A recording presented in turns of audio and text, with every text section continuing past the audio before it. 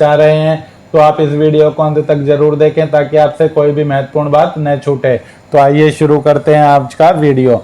दोस्तों, सभी जातियों के लिए यह भर्ती निकाली गई है, जिसके लिए अंतिम तिथि की बात करें तो 9 अक्टूबर, यानी 9 अक्टूबर तक आपका फार्म है वह केंद्रीय प्रशासनिक अधिकरण दिल्ली के पते पर पहुंच जाना चाहिए। स्टाफ कार ड्राइवर के कुल 2 पदों पर यह भर्ती की जाएगी, जिसके लिए योग्यता 10वीं पास और लाइसेंस होना चाहिए। पुरुष और महिला कोई भी इस भर्ती के लिए अपना ऑफलाइन आवेदन भेज सकता है। भर्ती के लिए किसी भी प्रकार का कोई आवेदन शुल्क यहाँ पर दे नहीं है, यानी भर्ती सभी के लिए निःशुल्क है। ऑल इंडिया से इस भर्ती के लिए अप्लाई कर सकते हैं। भर्ती पूरी तरह सरकारी और रेगुलर है। आयु की बात करें तो आयु इन पदों के लिए वह आपके 18 से 27 वर्ष रहेगी, किंतु यदि आप SC वर्ग के आवेदक हैं तो आपको 5 साल की आयु की यहाँ पर छूट भी मिल जाएगी और आपकी आयु 18 से 32 वर्ष रहेगी।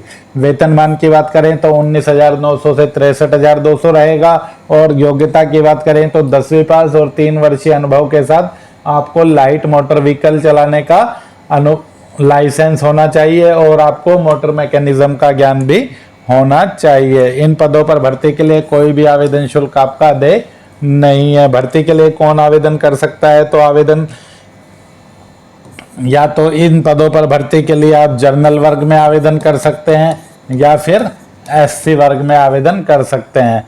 तो यदि आप OBC वर्ग से संबंधित हैं, ST वर्ग से संबंधित हैं, EWS वर्ग से संबंधित हैं और इन पदों पर आप आवेदन करना चाहते हैं तो आपकी आयु 18 से 27 वर्ष ही रहेगी और आपको जर्नल में यहाँ पर आवेदन करना होगा। किसी भी प्रकार का कोई कास्ट सर्टिफिकेट OBC, ST और EWS वर्ग को यहाँ पर नहीं लगाना होगा। सिर्फ जर्नल और SC वर्ग में ही आप इन पदों के लिए आवेदन कर सकते हैं। यदि आप SC वर्ग में आवेदन करते हैं तो आपको जाति प्रमाण पत्र लगाना है। SC के अलावा अन्य किसी भी वर्ग के आवेदकों को यहाँ पर जाति प्रमाण पत्र लगाने की आवश्यकता नहीं है।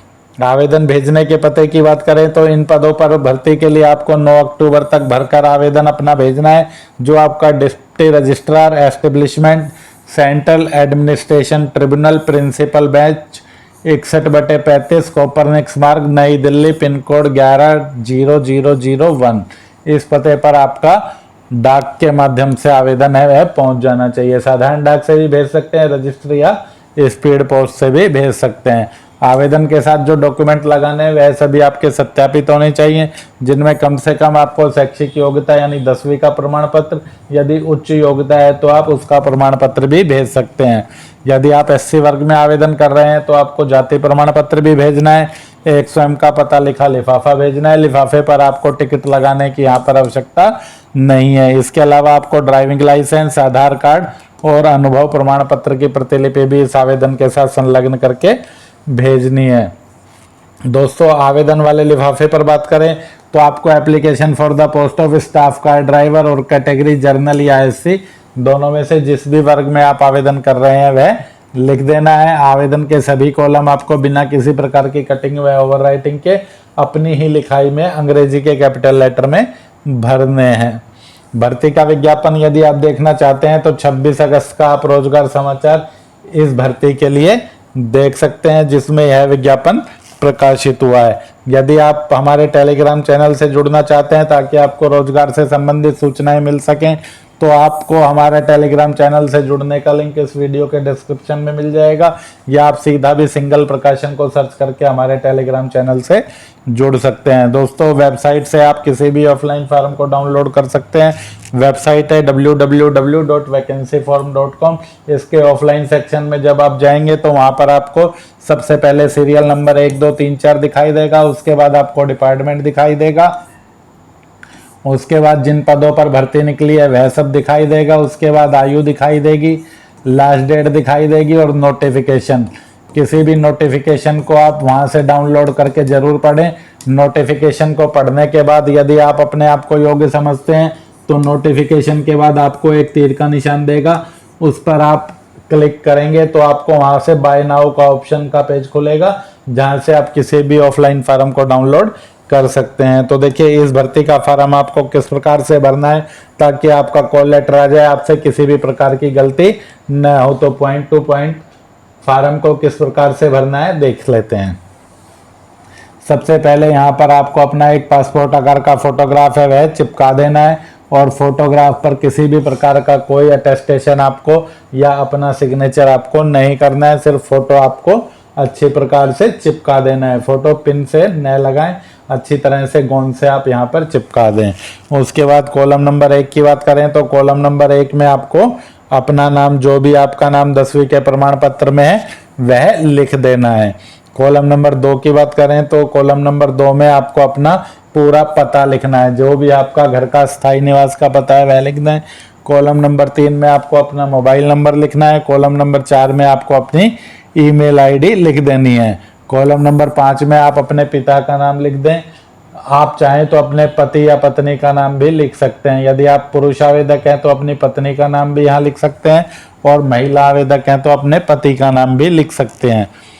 कॉलम नंबर 6 में आपको अंकों में अपनी डेट ऑफ बर्थ लिख देनी है। जैसे आपकी डेट ऑफ मान लीजिए 20 दिसंबर 2000 है तो 20 डैश लगा के 12 डैश लगा के 2000। Whether belong to SC ST OBC।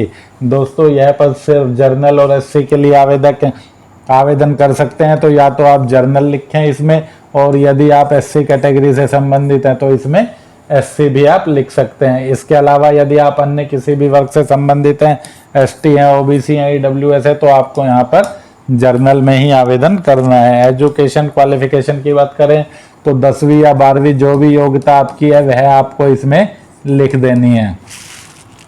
Experience की बात करें तो कम से कम 3 साल का एक्सपीरियंस आपको होना चाहिए। 3 साल से ज़्यादा है तो जितने भी साल का एक्सपीरियंस है वह आपको यहाँ पर लिख देना है।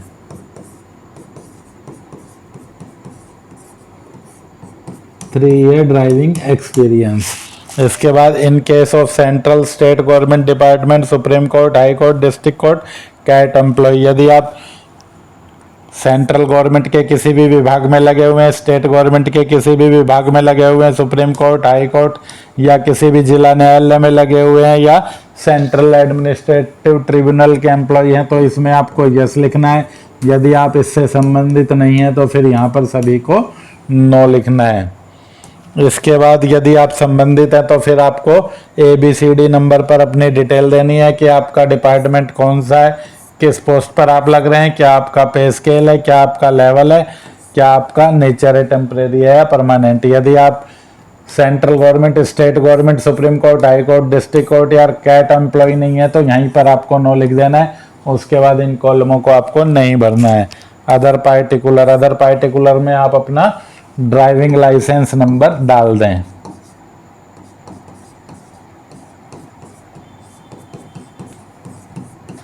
जो भी आपका ड्राइविंग लाइसेंस का नंबर है वह आप इसमें डाल सकते हैं। प्लेस में आपको अपने गांव का नाम या शहर का नाम, जहां पर भी आप निवास करते हैं वह लिख देना है। डेट में जिस भी तिथि को आप इस फार्म को भरकर भेज रहे हैं वह आपको लिख देनी है।